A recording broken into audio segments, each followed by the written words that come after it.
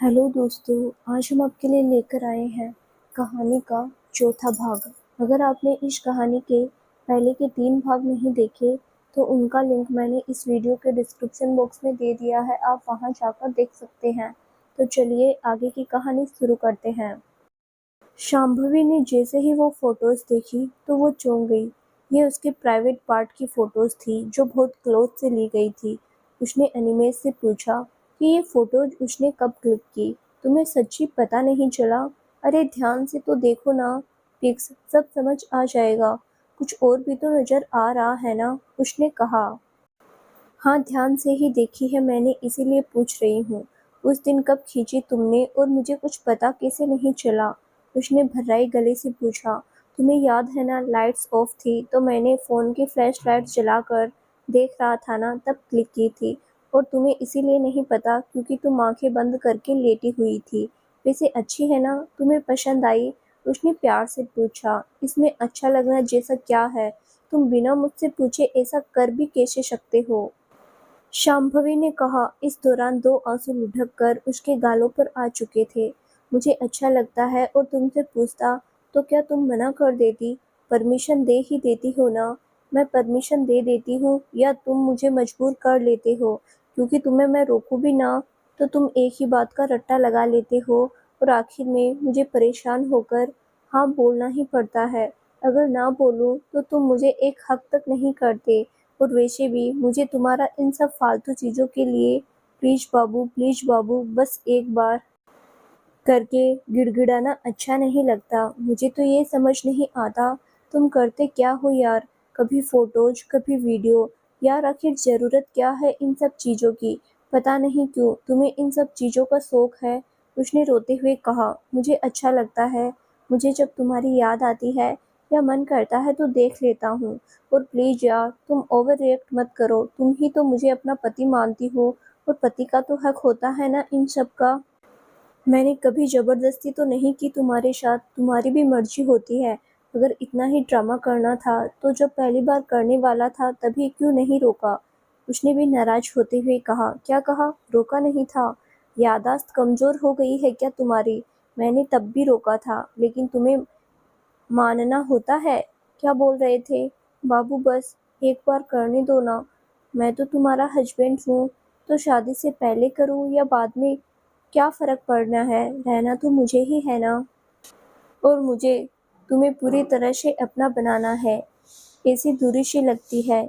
यार बंदा ऐसे पीछे ही पड़ जाए तो कोई कब तक मना करे, वो भी रिलेशनशिप में होके। मैं भी तो तुमसे प्यार करती हूँ ना, मना ही कर सकती हूँ, धक्का तो नहीं मार सकती। इसीलिए एक टाइम के बाद मान जाती थी कि चलो ठीक है यार, हक है।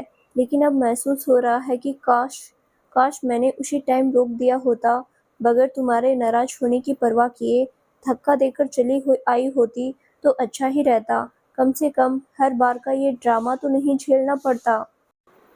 पहली बार हो तो प्यार अपना बनाना है। तुम्हें मुझ पर विश्वास नहीं क्या? मैं तुमसे ही शादी करूंगा और उसके बाद यार अब तो हो ही चुका है, फिर क्यों तुम्हें प्रॉब्लम है? सच्ची में पूरी जिंदगी की ऐसी की तैसी कर दी है तुमने। शाला इससे तो अच्छा होता प्यार ही ना करती। सच्ची बताओ ना, तो गुस्सा आने लगा है अब इन सब चीजों पर, उसने गुस्से से कहा। साथ ही उसकी आंखों से अब आंसू भी बह रहे थे। अच्छा ठीक है यार, मरा नहीं जा रहा हूँ मैं भी इन सब के लिए, पता नहीं क्या समझने लगी हो खुद को। नहीं कहूंगा अब कभी।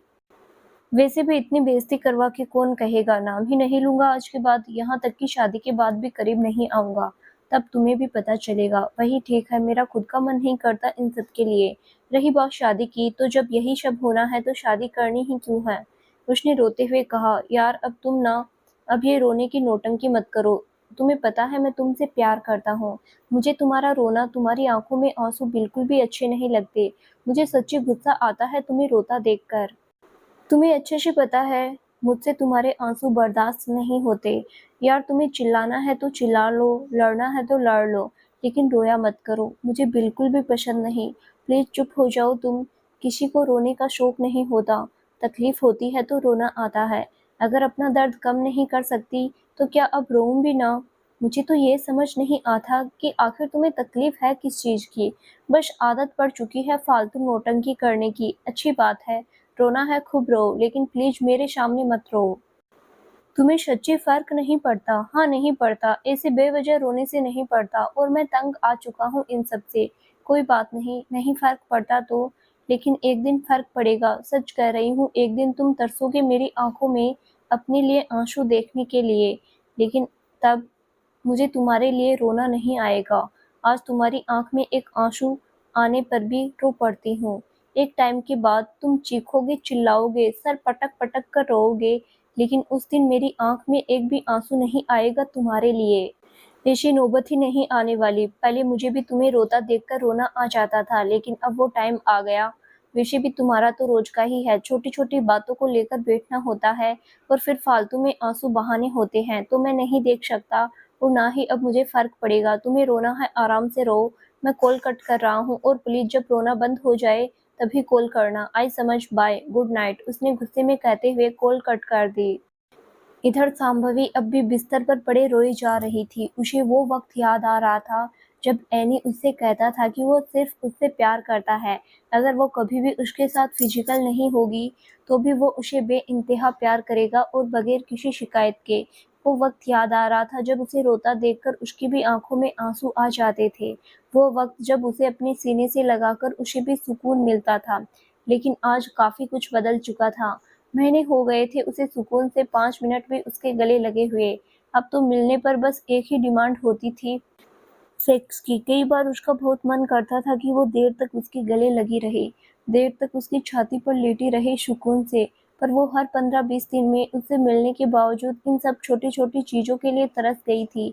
इसीलिए अब जब भी वो मिलने की बात करता तो वो अक्सर चिढ़ जाती थी, और इस वजह से उन दोनों के बीच अक्सर लड़ाइयाँ हो जाती थी।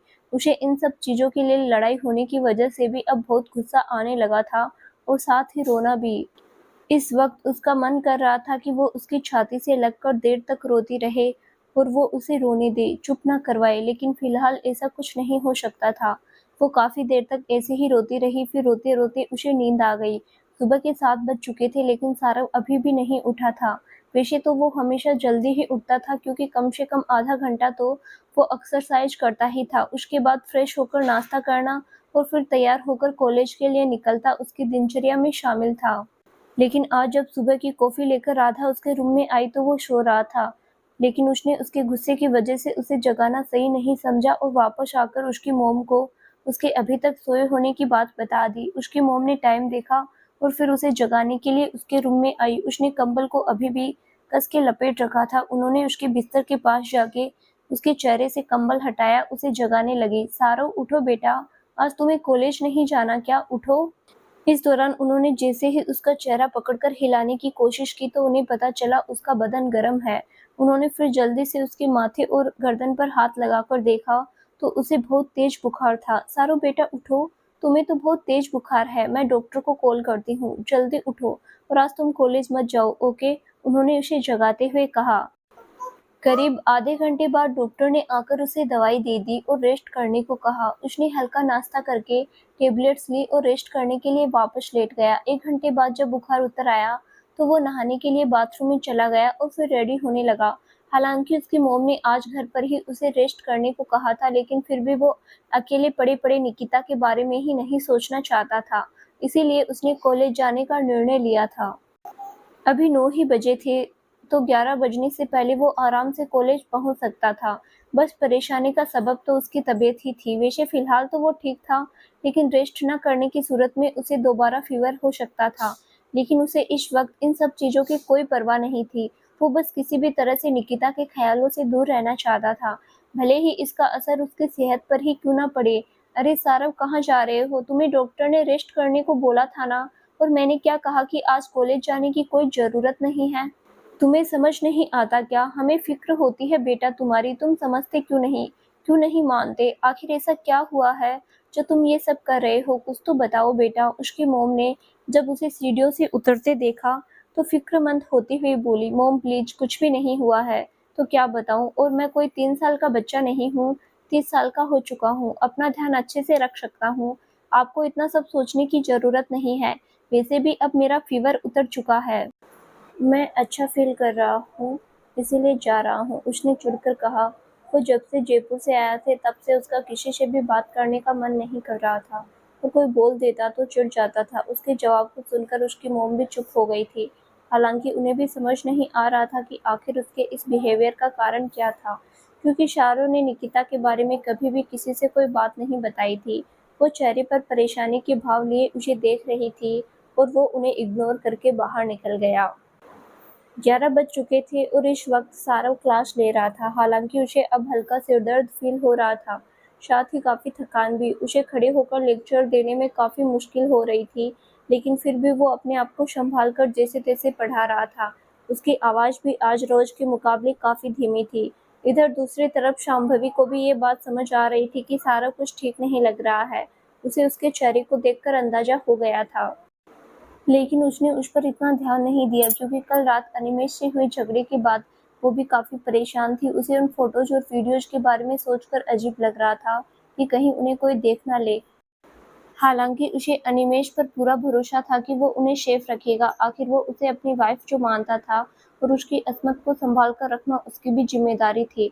हाँ, लेकिन उसे अनिमेष को लेकर भी थोड़ी चिंता हो रही थी क्योंकि वो आज कॉलेज नहीं आया था। उसने उसे एक बार कॉल भी नहीं की थी, लेकिन उसने रिसीव नहीं किया था। फिर उसने उसे मैसेज भी छोड़ा था, लेकिन उसने उसका भी कोई जवाब नहीं दिया था। तो उसे लग रहा था कि शायद वो उससे अब तक नाराज़ होगा, इसीलिए उसने उसे ज़्यादा परेशान करना ज़रूरी नहीं समझा, क्योंकि उसे ऐसा भी लग रहा था कि उसने कुछ भी गलत नहीं कहा था।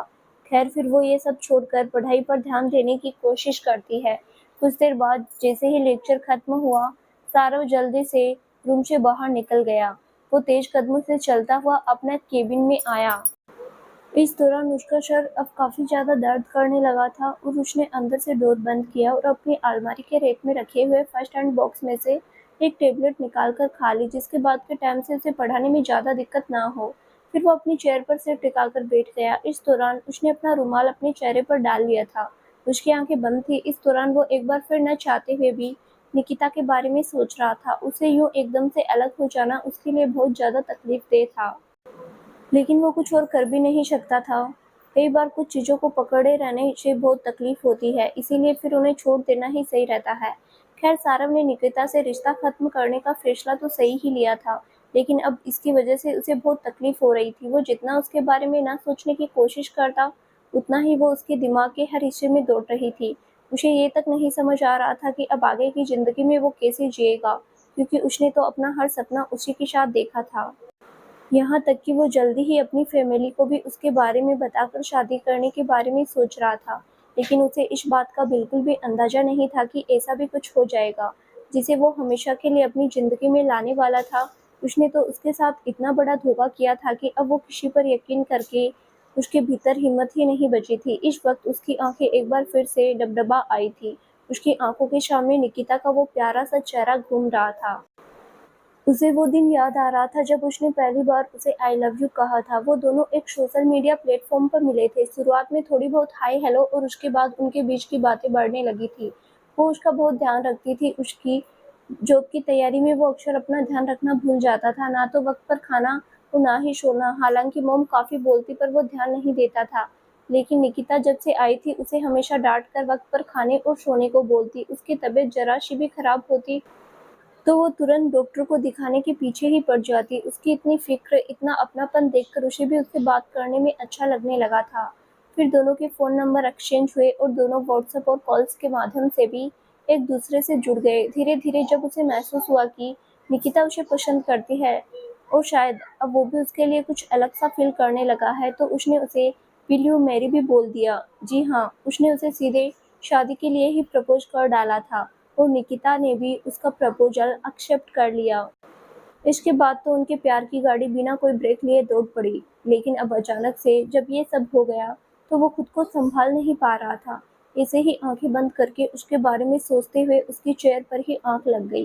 करीब 1 घंटे बाद एक आवाज़ ने उसकी आँखें खुली। दरअसल कोई उसके केबिन के डोर को नॉक कर रहा था। उसने हड़बड़ाकर आँखें खोली और टाइम देखा, तो अगले लेक्चर का टाइम हो गया था। उसने उठकर दरवाज़ा खोला, तो सामने कॉलेज का एक स्टूडेंट था, जो उसे लेक्चर के लिए पूछने आया हुआ था। उसने उसे 2 मिनट में आने को बोला और केबिन से अटैच वॉशरूम के भीतर चला गया।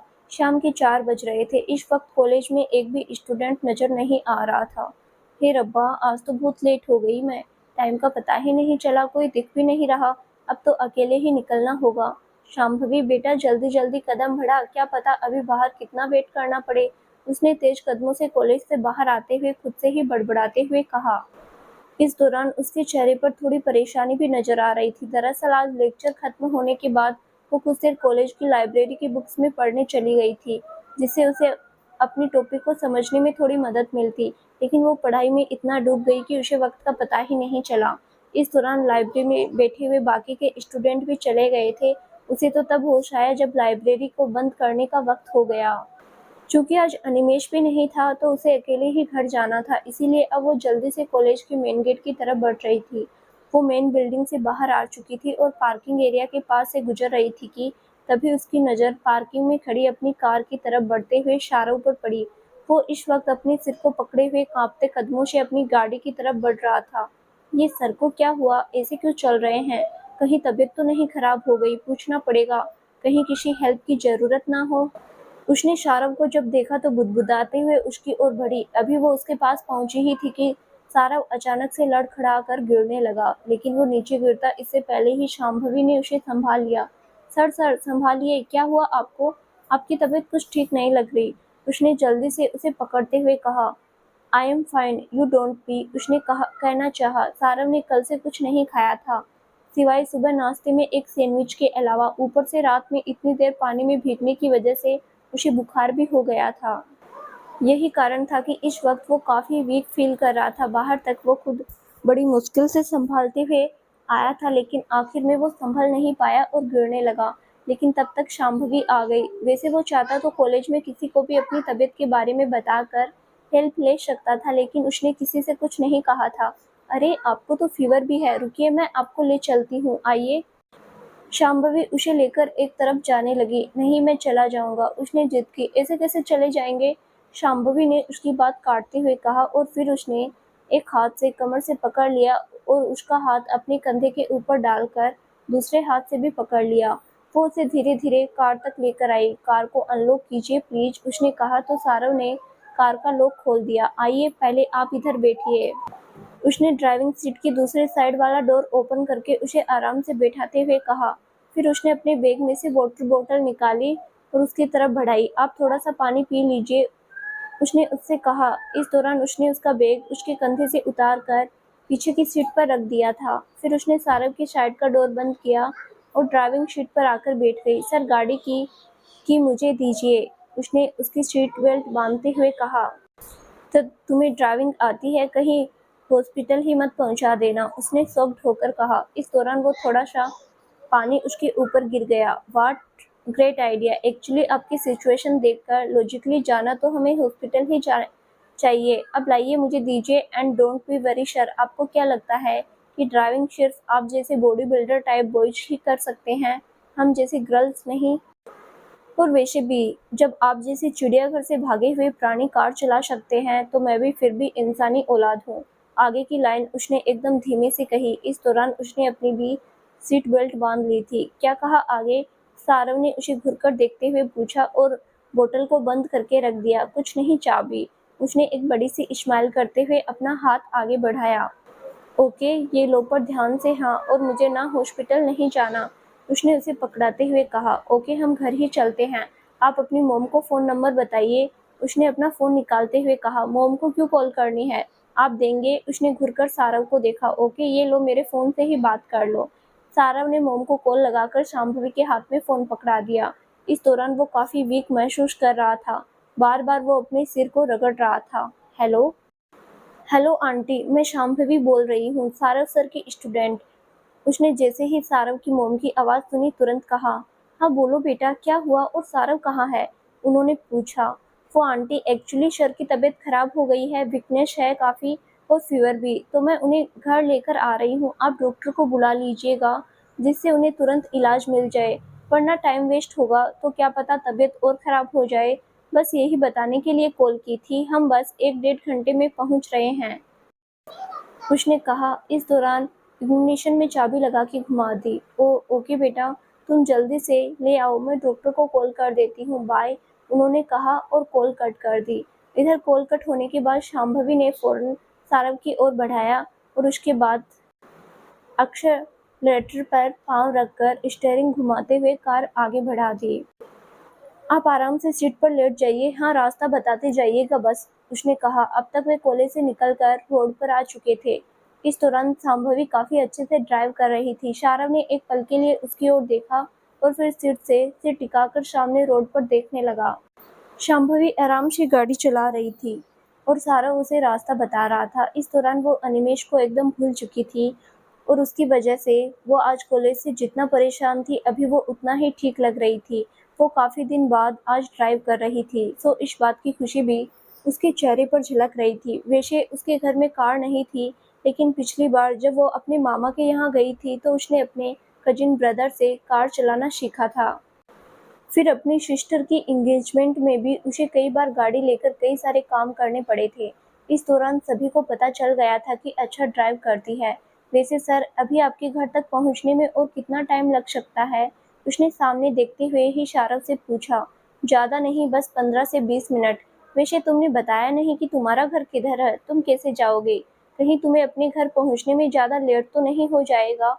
वैसे तुम टेंशन मत लेना, मैं अपने छोटे भाई को भेज दूंगा तुम्हें छोड़ने के लिए, उसने थोड़ा चिंतित होकर कहा। अरे नहीं सर, मैं चली जाऊंगी। एक्चुअली अभी आगे 2 मिनट बाद जो बस स्टैंड आता है ना, मैं वहीं से बस पकड़ती हूँ सुबह, और वहीं से राइट साइड वाली सड़क लेने पर 2 गली पार करके कोने पर ही मेरा घर है।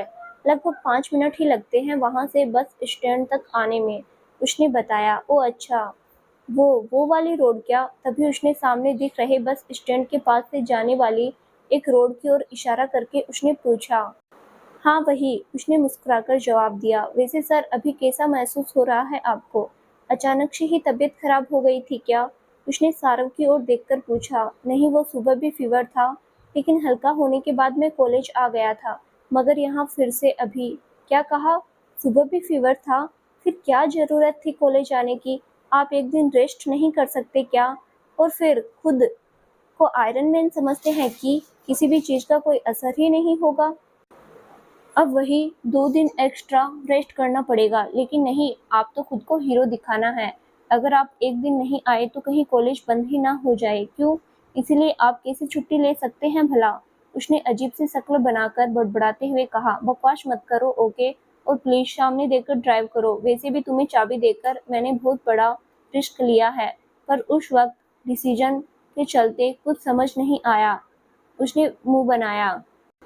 ओहो, क्यों अब अपने आप को समझ नहीं आया कि जब कोई लेक्चर देता है तो कैसा फील होता है? उसने कहा। तुम्हें नहीं लगता कि तुम कुछ ज्यादा ही बोल रही हो? भूलो मत कि मैं तुम्हारा टीचर हूँ, उसने शांभवी को घुरकर देखते हुए कहा। ओ सॉरी सर। चुप कर जा शांभवी, तू तो सच्ची में भूल गई कि ये कोई मासूम जरूरतमंद इंसान नहीं, बल्कि दैत्य गुरु शुक्राचार्य जी का कलयुग वाला उत्तराधिकारी सारवासुर है, जो तेरी जैसी नर्म गोश्त वाली प्यारी सी लड़की को चट कर जाने में बिल्कुल भी टाइम नहीं लगाएगा। शांत शांत, उसने उसे सॉरी बोलकर आगे की बात खुद से ही धीमी आवाज में बोली, ताकि सारव को कुछ सुनाई ना दे। तुमने गाली दी मुझे? तभी सारव ने उसे बड़बड़ाते देखकर आंखें तरेरते हुए पूछा। नहीं तो सर, उसने नामी गर्दन हिलाई। बीमार होकर भी इतना ध्यान दे रहा है, इसीलिए नॉर्मल होने पर सबके सिर पर सवार रहता है, उसने फिर से बड़बड़ाकर कहा। मुझे ऐसा क्यों लग रहा है जैसे तुम मेरे बारे में कुछ उल्टा सीधा बोल रही हो? देखो, जो भी बोलना हो जोर से बोलो ताकि मुझे भी सुनाई दे। आपको सुनाकर आबेल मुझे मार वाली हरकत थोड़ी ना करनी है मुझे। वो फिर से बुदबुदाई। वैसे सर, आपकी तबीयत ठीक नहीं है तो चुपचाप लेटिए आंखें बंद करके। मुझ पर इतना ध्यान क्यों दे रहे हैं? क्योंकि चुड़ैल को इंसानी रूप में पहली बार देख रहा हूं ना, इसीलिए। क्या कहा आपने? उसने अपनी आंखों को फैलाकर उसकी तरफ देखते हुए पूछा। आंखें थोड़ी कम फैलाओ वरना कूद के बाहर निकल जाएगी। और मैं बस ये कह रहा था कि अगर मैं आंखें बंद करके लेट गया तो रास्ता तुम्हें कौन बताएगा? हाँ हाँ ठीक है, लेकिन मैं चुड़ैल नहीं हूँ। मेरा स्टैंडर्ड उनसे हाई है। मुझे उनकी तरह किसी के पीछे पड़ने के शौक नहीं है, उसने एक हाथ से अपने बालों को अदा से पीछे फेंकते हुए कहा और तिरछी नजर सारों पर डाली। फिर मुंह बनाकर सामने रोड पर देखने लगी। तुम्हें कोई सेंस नहीं है क्या? ये अपनी जुल्फों को तुम संभाल कर रखो, वरना वरना वरना क्या करेंगे आप? उसने अपनी भौहें चढ़ाते हुए कहा, कुछ नहीं मेरी अम्मी, मेरा सिर दर्द करने लगा है, तो क्या आप अपनी इस बतख जैसी चोंच को आराम देंगी? उसने हाथ जोड़कर कहा। आप ना, ओके फाइन, मैं चुप हूँ, लेकिन आप मेरा मुंह मत खुलवाइएगा। उसने कुछ कहना चाहा, लेकिन फिर ठंडी सांस लेकर चुप हो गई। कुछ देर में वे एक बड़े से घर के आगे आकर रुके। घर बाहर से ही काफी आलीशान लग रहा था। तभी सिक्योरिटी गार्ड ने मेन गेट खोला तो सारव ने शांभवी को आगे पार्किंग की तरफ बढ़ने का इशारा किया। शांभवी ने गाड़ी पार्क की और फिर वे दोनों अपना बैग लेकर बाहर आ गए। इस दौरान शांभवी ने उसे फिर से सहारा देने के लिए पकड़ लिया। हालांकि अभी वो खुद ही चल पा रहा था। वे दरवाजे तक पहुंचे, तब तक सारव की मोम भी गाड़ी की आवाज सुनकर बाहर आ चुकी थी। तुम ठीक हो ना बेटा, आओ अंदर आओ, उन्होंने सारव की बाह पकड़ते हुए कहा। वो लोग उसे लेकर आए और धीरे से सहारा देकर उसके रूम की ओर लेकर चले गए। इस दौरान पीछे से आरव भी डॉक्टर के साथ आ गया। आप लेट जाइए ब्रो, और डॉक्टर आप जल्दी से ब्रो का चेकअप कीजिए, आरव ने उसे धीरे से बिस्तर पर लिटाते हुए कहा। उसके बाद डॉक्टर अपना बैग लेकर उसका फीवर और बाकी चीजें चेक करते हैं। कोई ज्यादा बड़ी प्रॉब्लम नहीं है, बस फीवर और वीकनेस ही है। उन्होंने शायद ढंग से कुछ खाया पिया नहीं है, इसीलिए आप लोग इनके खाने पीने का ध्यान रखिए। नीलिमा जी, आपने अच्छा किया जो मुझे पहले ही इनकी हालत के बारे में बता दिया, इसीलिए कुछ दवाइयाँ मैं साथ ही ले आया था। बाकी ये टेबलेट्स आप मंगवा लीजिएगा और टाइम से देते रहिएगा। उन्होंने उसकी मोम को एक स्लिप पकड़ाते हुए कहा, और सारव आप 1-2 दिन रेस्ट कर ले तो बेटर रहेगा। मैंने सुबह भी आपको कहा था, लेकिन डॉक्टर ने सारव की ओर देखकर कहा, वो एक्चुअली मैं अच्छा फील कर रहा था तो उसने सफाई देने की कोशिश की। हाँ, इसीलिए तो आज ये हालत हुई थी ना कॉलेज में। आपको डॉक्टर की भी बात नहीं माननी होती है, हद है मतलब। तभी शांभवी बोल पड़ी। अच्छा, आप अपना ध्यान रखिएगा, इन्हें कुछ खिलाकर दवाइयाँ दे दीजिएगा, मैं अब चलता हूँ। डॉक्टर ने अपना बैग उठाते हुए कहा, चलिए मैं आपको बाहर तक छोड़ देता हूँ अंकल। आरव डॉक्टर के साथ ही रूम से बाहर चला गया। राधा, तुम कुछ हल्का सा खाना ले आओ सारव के लिए, और संभवी के लिए भी कुछ ले आओ, हम तब तक यहीं हैं। उसकी मोम राधा से बोली। अरे नहीं आंटी, इसकी कोई ज़रूरत नहीं है, वैसे भी मैं निकल ही रही हूँ अभी। तभी शांभवी ने जल्दी से कहा, अरे ऐसे कैसे बेटा, तुमने सारव की हेल्प की है और अभी शाम भी हो गई है, तो आरव तुम्हें छोड़ देगा। राधा तुम जाओ। उनकी बात सुन के राधा चली गई और वो दोनों वहीं पर रह गई। अच्छा आंटी, मैं घर में कॉल करके बता देती हूँ, उसने अपना फ़ोन निकालते हुए कहा। हाँ हाँ बेटा कर दो। और सारव तू, क्या है ये शब्द, हम सब इतना परेशान हैं और तू कुछ बताता ही नहीं, और अब तो तुझे अपना ध्यान भी नहीं रखना होता है। उन्होंने उसके सिर को प्यार से सहलाते हुए कहा। मॉम, मैं ठीक हूँ, बस जरा सी तबीयत खराब हुई थी, आप प्लीज़ टेंशन मत लीजिए। अच्छा जरा सी, वो तो शुक्र है कि तुम कॉलेज में थे और इस बच्ची ने देख लिया और घर ले आई, अगर कहीं रास्ते में कुछ हो जाता तो सोचा है क्या होता, उन्होंने चिंतित होते हुए कहा। अरे आंटी, आप इन्हें और अच्छे से डांट लगाइए, क्योंकि मैं जब इनकी हेल्प करने पहुंची तो मुझे भी बोल रहे थे कि ठीक है, खुद चले जाएंगे, कुछ नहीं हुआ है। वो तो मैंने गिरते हुए देखा तो इनकी बात नहीं मानी। तभी शांभवी कॉल कट करके उनकी तरफ आते हुए बोली, सारव तुम्हें किसी की हेल्प से भी इतनी दिक्कत होती है?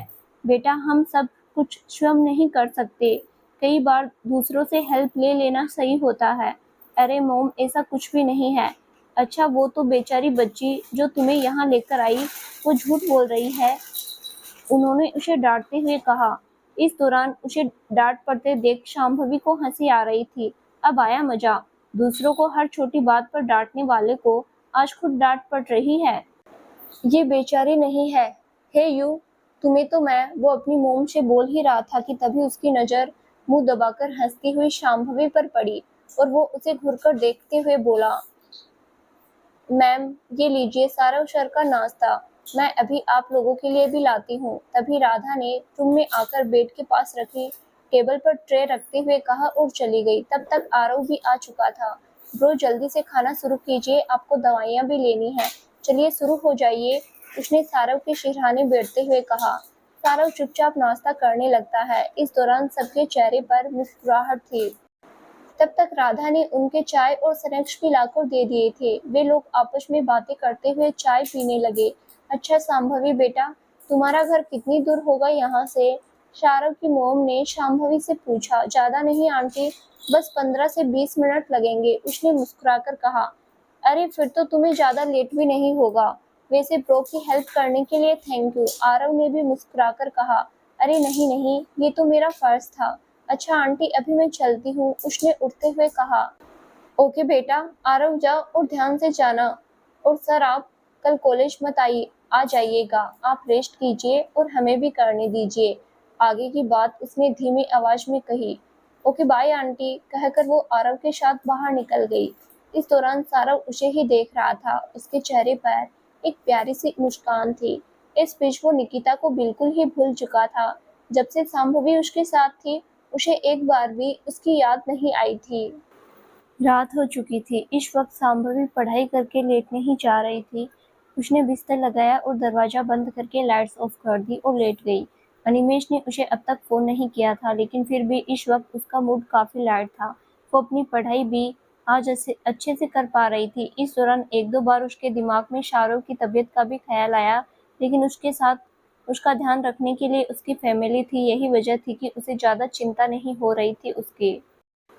उसने अपना फ़ोन हाथ में लिया। आज एक बार भी एनी से उसकी बात नहीं हुई थी, इसीलिए अब उसे उसकी थोड़ी फ़िक्र हो रही थी, तो उसने उसे कॉल लगा दी। Hello baby. उसे रिंग जाने के बाद सामने से कॉल रिसीव करके अनिमेश ने कहा, हाँ कैसे हो, आज कॉल नहीं की? शांभवी ने पूछा। ओह हाँ सॉरी यार, वो दरअसल मोम को लेने गाँव जाना पड़ गया था, और उधर का तो पता ही है तुम्हें, इतने सारे रिलेटिव्स। सो उसने प्यार से कहा।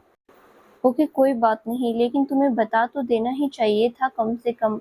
हमारा झगड़ा भी तो हो गया था, फिर भी तुमने कॉल करना जरूरी नहीं समझा, उसने कहा। हाँ सुबह से मैं कॉल करने ही वाला था, लेकिन मुझे पता था तुम नाराज होगी, इसीलिए सोचा था बाद में करूँगा, मगर फिर। अरे तुम मेरे नाराज होने की फिक्र मत किया करो, मैं नाराज नहीं होती। वैसे भी नाराज होकर जब खुद ही मानना हो तो क्या फायदा नाराज होने का, उसने एक हल्की सी मुस्कुराहट के साथ कहा। यार ये क्या बात हुई, मैं तो मना लेता था ना पहले, और अभी भी तुम मना लेते हो या मैं खुद ही मान जाती हूँ? यार तुम ऐसा कैसे कह सकती हो, तुम्हें याद नहीं कुछ भी? तो क्या करूँ? ओके मुझे नहीं याद, लेकिन जरा तुम ही सोच कर बताओ अच्छे से, कोई जल्दबाजी नहीं है। तुमने लास्ट टाइम कब मेरे रूठने पर मुझे मनाया? शांभवी ने पूछा। वो अब मैं कोई डेट लिख कर रखता हूँ क्या, उसने चिढ़कर कहा। हाँ हाँ, नहीं याद आया ना, शांभवी ने हंसते हुए कहा। हालांकि उसकी हंसी में एक अनकहा दर्द साफ झलक रहा था। यार अब फालतू की बातों पर तो लड़ना होता है, फिर उलूल-जुलूल बातें सोचना, बेवजह रोना, और उसके बाद खुद ही 24 घंटे बाद तुम्हारा मूड सही हो जाता है, तो क्या मनाऊं? उसने थोड़ा गुस्से में कहा। सही कहा। अच्छा सुनो, हाँ काफी देर हो चुकी है, मुझे नींद भी आ रही है, तो मैं सोने जा रही हूँ। ओके बाय, गुड नाइट, उसने कहा और बिना अनिमेश का जवाब सुने कॉल कट कर दी। कॉल कट करके उसने फोन टेबल पर रखा और लेट गई। भले ही उसने अनिमेश से कह दिया था कि उसे नींद आ रही है, लेकिन सच्चाई तो ये थी कि नींद उसकी पलकों के पर्दों से बहुत दूर भाग चुकी थी। वो चुपचाप भावहीन चेहरा लिए अपने रूम की दीवार को टक रही थी। उसके दिमाग में रह रहकर अनिमेश की बात याद आ रही थी। हाँ ये बात तो सही है महादेव, मैं कई बार बेवजह ही लड़ती हूँ, नाराज हो जाती हूँ, बकवास बातें सोचती हूँ, बोलती हूँ, रोती हूँ, और एक टाइम के बाद अपने आप ही सब कुछ छोड़कर मान जाती हूँ। लेकिन किसी को समझ आता है क्या कि अपने आप ही मान जाने से पहले मुझे किस तकलीफ से गुजरना पड़ता है? और ऐसा आखिर होता क्यों है? ऐसा इसीलिए होता है ना, क्योंकि जब मैं गुस्सा होती हूँ तब कोई आकर मुझे नहीं मनाता। जब वो बकवास बातें सोच-सोच कर रो रही होती हूँ तब भी कोई आकर नहीं मनाता। फिर जब बात ना होने और अपने प्यार की वजह से बेचैनी हो रही होती है तब भी कोई नहीं आता मनाने, और फिर आखिर में बेचैनी इतनी बढ़ जाती है कि अपना सारा गुस्सा नाराज़गी छोड़कर मान जाती हूँ। चल के बात करती हूँ अच्छे से, चाहे गलती हो या ना हो, क्योंकि फिर मुझसे ही नहीं रहा जाता। लेकिन एक बात बताइए महादेव, मैंने भीड़ तो नहीं मांगी थी ना, बस एक इंसान चाहा था जो मेरे नाराज होने पर, चाहे मैं किसी जायज़ वजह से नाराज हूँ या बेवजह, वो मेरी नाराज़गी के बारे में सोचता, उसकी वजह के बारे में नहीं। जो मेरे नाराज होने पर इतना बेचैन हो जाता कि वो इन 24 घंटों के गुजरने का इंतज़ार न करता, जिनके गुजरने के बाद मैं पक्का मान जाती, बल्कि वो उसी पल से मुझे मनाने की कोशिश करता, वो भी पूरी शिद्दत से, लगातार। और उसकी लगातार कोशिशों से अगर मैं 23 घंटे 59 मिनट में मानती तो भी वो ये मलाल ना करता कि सब कुछ छोड़कर दिल से ये कोशिश करने के बाद ये अब मानी है। इससे तो अच्छा चुपचाप इंतजार ही कर लेता 1 मिनट और खुद ही मान जाती। बल्कि वो खुश होता और दिल से खुश होता कि कम से कम 1 मिनट पहले तो मना पाया, कम से कम 1 मिनट कम इसकी नाराज़गी कम सहनी पड़ी। महादेव, क्या सच में मैं इतनी बुरी हूँ? जहाँ तक मुझे याद है मैंने इस जन्म में तो जानबूझकर किसी को तकलीफ नहीं पहुँचाई। तो क्या मैं एक ऐसा इंसान नहीं डिज़र्व करती इस दुनिया के अरबों लोगों में से? क्या सिर्फ़ एक एक ऐसा इंसान मेरे हिस्से में नहीं आ सकता था? मैं अपने आस-पास के सब लोग ऐसे ही माँगती तो गलत था, लेकिन क्या एक ऐसे शख्स की ख्वाहिश करना भी गुनाह हो गया? एटलीस्ट एक ऐसा इंसान तो माँग ही सकती थी ना? बताइए ना महादेव, क्या मात्र एक ऐसा इंसान नहीं हो सकता था, जो मेरी 1 मिनट की नाराज़गी से भी बेचैन हो जाए? वो मुझे खुद से मान जाने के लिए ना छोड़े, बल्कि जब तक मान ना जाऊँ तब तक मनाता रहे। अभी तो मैं एनी के साथ रिश्ते में हूँ, तो किसी और की ख्वाहिश करना तो गलत है। लेकिन क्या एनी ही वो इंसान नहीं हो सकता? वो अपनी आंखें बंद करके बुदबुदा रही थी। इस दौरान उसकी आंखों से आंसू निकलकर उसके तकियों को भिगो रहे थे। आंखें बंद करके इसी तरह रोते-रोते उसकी आंख लग गई। सुबह हो चुकी थी। बाहर से आती मम्मी-पापा की आवाज़ से शांभवी की नींद खुल चुकी थी। उसने धीरे से अंगड़ाई लेते हुए आंखें खोली। नींद आने का ये तरीका अब उसके लिए नया नहीं था। वो अक्सर ऐसे ही रोकर सोती थी।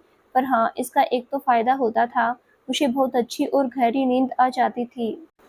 इस वक्त उसके चेहरे के हाव-भाव देखकर लग नहीं रहा था कि ये वही लड़की है, जो अपनी बक-बक से सबको परेशान कर देती है। उसके चेहरे पर कोई चंचलता या किसी भी तरह की खुशी नज़र नहीं आ रही थी। करीब 5 मिनट वैसे ही लेटे रहने के बाद वो उठकर वॉशरूम की तरफ चली गई। धूप अब काफ़ी हल्की पड़ चुकी थी, क्योंकि सूरज की किरणें धरती पर तिरछी पड़ रही थी। इस वक्त शाम के 3 बज रहे थे। शांभवी और अनिमेष इस वक्त कॉलेज के बाहर खड़े थे।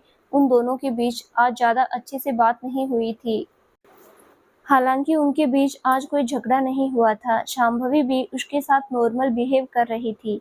अनिमेष बाइक निकाल चुका था, लेकिन शांभवी रोड की तरफ देख रही थी। उधर क्या देख रही हो, आओ बैठो, अनिमेष ने उससे कहा। नहीं, तुम चले जाओ, मैं खुद ही चली जाऊंगी, उसने मना करते हुए कहा। क्यों, मेरे साथ जाने में क्या दिक्कत है? अरे दिक्कत वाली बात नहीं, वो एक्चुअली सारव सर की तबीयत कल खराब हो गई थी, तो मैं आज उनसे मिलने जा रही हूँ कि अब वो कैसे हैं, बस इसीलिए। तो तुम चले जाओ, शांभवी ने जवाब दिया। तुम कब से उनके लिए इतना सोचने लगी? तुम्हें तो कॉलेज में सबसे ज़्यादा चिढ़ अगर किसी से थी, तो वो कोई और नहीं सारव सर ही थे, उसने अजीब तरीके से कहा। यार, चिढ़ने का मतलब ये थोड़ी ना है कि मैं उनका बुरा चाहती हूँ। मेरे सामने ही उनकी तबीयत बिगड़ी थी और मैं ही उन्हें घर भी छोड़ने गई थी, तो आज जाकर हालचाल ले लूँगी तो क्या गजब हो जाएगा। ओके जाओ, बाय, कहकर अनिमेष चला गया। करीब 2 घंटे बाद शांभवी सारव के घर के बाहर हाथ में एक बुके लेकर खड़ी थी। उसने डोरबेल बजाई, जिसके बाद राधा ने आकर दरवाज़ा खोला। हेलो राधा, कैसी हो? उसने मुस्कुराते हुए उससे पूछा। अरे दीदी आप?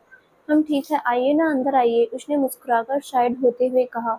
अच्छा राधा, कोई दिखाई नहीं दे रहा, आंटी कहाँ है? उसने अंदर आते हुए चारों तरफ देखकर पूछा। तब तक राधा ने वापस डोर बंद कर दिया था। जी वो मैम तो शारद सर के रूम में है, उनकी दवाई का वक्त हो गया था तो वहीं देने के लिए गई हैं। आप बैठिए, मैं लाती हूँ बुलाकर।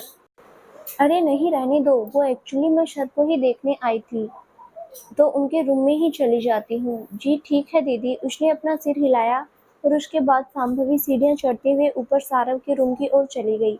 अरे मोम, मुझे कल से ही एक बार फीवर नहीं हुआ है, मैं अब बिल्कुल ठीक हूँ, इसीलिए मुझे कोई टेबलेट्स नहीं खानी। शांभवी जैसे ही सारव के रूम में आई तो सारव दवाई न लेने के बहाने बनाता हुआ दिखा। अच्छा, डॉक्टर तो आप ही हैं ना जो नहीं खानी? मुझे नहीं पता था कि लोगों को रोज कड़वी घुंटी पिलाने वाले इंसान को दवाई खाने से इतना डर लगता है। तभी शांभवी ने अंदर आते हुए कहा, तुम यहाँ? सारव ने चौंक कर उसे देखते हुए पूछा। सॉरी आंटी, मैं बिना नॉक किए ही अंदर आ गई, उसने सारव को नजरअंदाज करके उसकी मोम की ओर देखकर कहा। अरे कोई बात नहीं बेटा, आओ और देखो इसे कितने बहाने बना रहा है, उसकी मोम मुस्कुराकर बोली। सर ये क्या है? आप कोई छोटे बच्चे हैं क्या जो आंटी को परेशान कर रहे हैं ऐसे? उसने सारव की तरफ देखकर आंखें निकाली। मैं परेशान नहीं कर रहा, बल्कि मोम मुझे परेशान कर रही है। मैंने बोल तो दिया है मैं ठीक हूँ फिर भी, सारव ने कहा। हाँ हाँ, आप तो संजीवनी बूटी पीकर जन्मे थे ना, आपको भला दवाइयों की जरूरत कहाँ। वो तो हम जैसे क्षुद्र मानवों के लिए हैं।